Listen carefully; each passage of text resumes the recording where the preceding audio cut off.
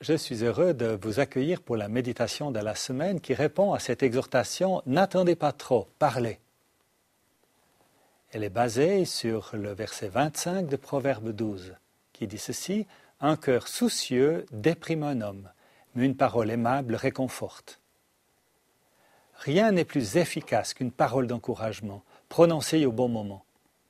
Par contre, les paroles que l'on a préféré taire, une fois l'opportunité passée, ne sont d'aucune utilité et constituent pour soi-même un fardeau difficile à oublier.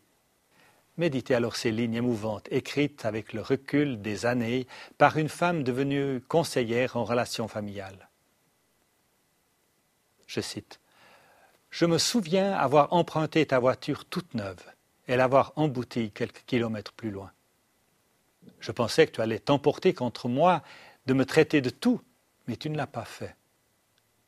Je me souviens du jour où nous sommes allés sur la plage alors que tu me l'avais déconseillé. La pluie, selon toi, était imminente. Il s'est mis à pleuvoir et en revenant, je m'attendais à ce que tu te moques de moi en affirmant « Ne t'avais-je pas dit qu'il pleuvrait aujourd'hui ?» Mais tu ne l'as pas fait. Et cette fois où j'ai renversé du jus de fruits sur ton costume blanc, je savais que tu allais être terriblement vexé, que tu m'en tiendrais rancœur, mais tu ne l'as pas fait.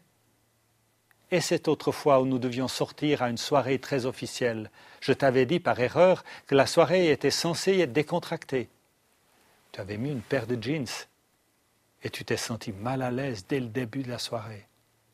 J'étais sûr que tu allais partir et me rendre responsable de ce fiasco, mais tu ne l'as pas fait. Je voulais te dire que je t'aimais, que j'appréciais tant le tact, la patience et la douceur dont tu as toujours fait preuve à mon égard le jour où tu reviendrais du Vietnam. Mais tu n'es jamais revenu. Salomon a écrit « Il y a un temps pour parler ». Mais ce temps est limité, et quand il est passé, il ne reste rien. Alors ne gaspillez pas votre avenir à regretter le passé et à ressasser les paroles que vous n'avez pas su prononcer et qui auraient tant encouragé quelqu'un. Des paroles agréables sont comme le miel. Elles sont douces pour le cœur et font du bien au corps. Alors n'attendez pas trop, prononcez-les. Aujourd'hui, vous allez rencontrer des personnes. Certainement que plusieurs ont aussi besoin d'encouragement. Alors saisissez l'occasion, parlez, n'attendez pas, parlez, et Dieu va vous inspirer.